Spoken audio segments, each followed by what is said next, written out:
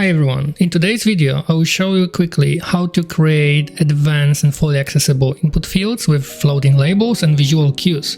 And here's the best part, we are doing it all with pure CSS. That's right, no JavaScript needed. Let's begin by taking a quick look at Material UI's input field for inspiration. Now, to make things hands-on, we'll create a simple HTML page where we can add our HTML code and CSS. Start by creating a form tag for your input. Technically, you don't need the form at this stage, but it will help us to structure everything nicely. We'll begin by wrapping our input in a div element with the class input field. This will group our labels with the inputs for a seamless experience. Now it's time to craft our default input tag. We'll add some essential attributes like pattern to specify the allowed input type. Let's create a first name field allowing only letters, both uppercases and lowercases from A to Z. And backslash as a question mark, this will allow us to input more than just one word separated with the white space. So for example, you can input first name and second name. In the placeholder, we can input the guideline for the input field. For example, enter first name. We can also add required attribute to ensure the field isn't left empty. And don't forget to add the type attribute with a value text. I will also add a span element which we'll use for displaying graphical elements like icons to enhance accessibility cues for error or success states. Of course, we need labels. This will become our floating labels later. And for potential errors, we'll include a paragraph to display error messages when needed. I think we have all the necessary elements, so now it's time to add styles. We'll start by defining flex properties for our div container. This includes display flex with flex direction column to stack elements vertically. And now we have left a gap between the error message and the input field. Don't forget to set the position to relative for label and icon placement. I will also define some CSS variables so we can add colors to our text elements, borders, and placeholders. Speaking of icons, let's style our span element. I apply the position absolute to our span element so we can position it in relation to the input field. And also define the basic properties like height and width and background color so we can preview where actually this container sits, and added flex properties for icon alignment. The paragraph is set to display none. We'll only show the helper error message when the input field is in invalid state. Now let's focus on the input field itself. I will add the basic styles like padding, width and height. I set the padding right to 40 pixels so we have enough space for our graphical elements. Now add the default style for our placeholder.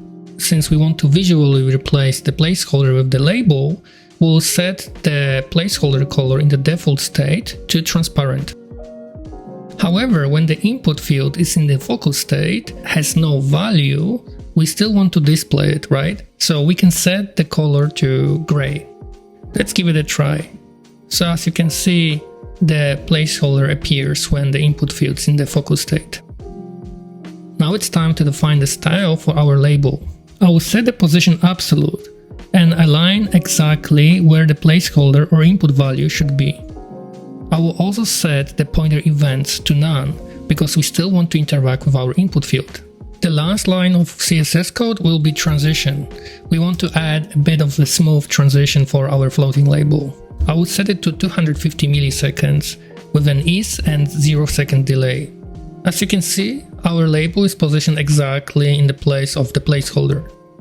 To make this whole label float thing happen, we use the placeholder shown pseudo class to target the label when the input field has no placeholder shown. We'll change the label's position by setting a negative top position along with the font size adjustments and smooth transition. We will also use not pseudo class.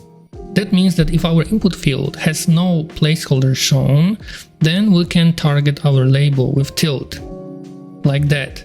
However, we still want to move our label to top when the placeholder is still visible. So we'll target our input field in the focal state as well.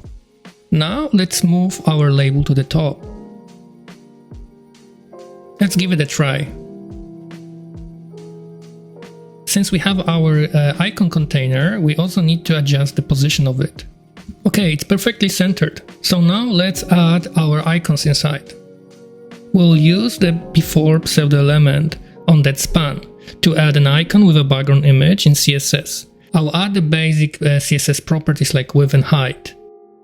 I'll set the background repeat to no repeat and background size to 15 and 15. Now we can define error message and input styles. We can target the error message and input field with the invalid pseudo class. And let's set the color to red. I will give it a try and I will input some numbers. I will also define the border color in the error state. Now we can use the pseudo before element on span to place icon with the background image CSS. For example, for the invalid state, we can modify the content of the before element. I also want to manipulate with the color of the icons. I will use the mask image. To convert our SVG code to background image in line, we can use third-party services like svgbackgrounds.com, and there's a tool for converting SVG to CSS. I will reuse Radix UI icon library. For example, for the invalid state, I would like to use the exclamation mark. So simply just copy the SVG code, go to the svgbackgrounds.com and paste the SVG input.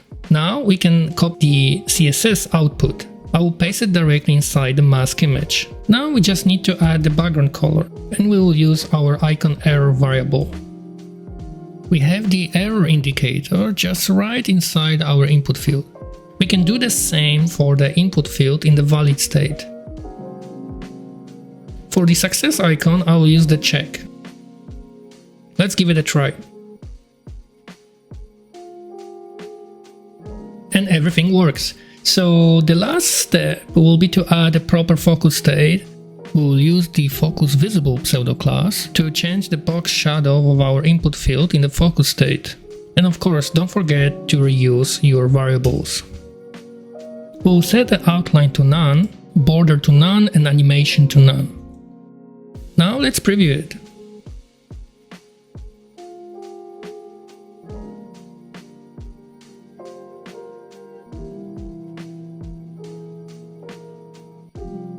Much better. Look at that, the floating label smoothly transitions to the top, and we get visual cues without any additional JavaScript, pure CSS magic. And if you are using static web frameworks like Astro, you can simplify this even further by creating a component. Just copy our HTML structure, add constant properties like labels, placeholder, and patterns, insert these variables into the HTML, and import your component with a single line. So now we can import our text field inside HTML page. As you can see, it's so easy to use the HTML components. You don't need JavaScript or any additional frameworks to actually create accessible, responsive components. I hope you enjoyed this video and I will see you in the next episode.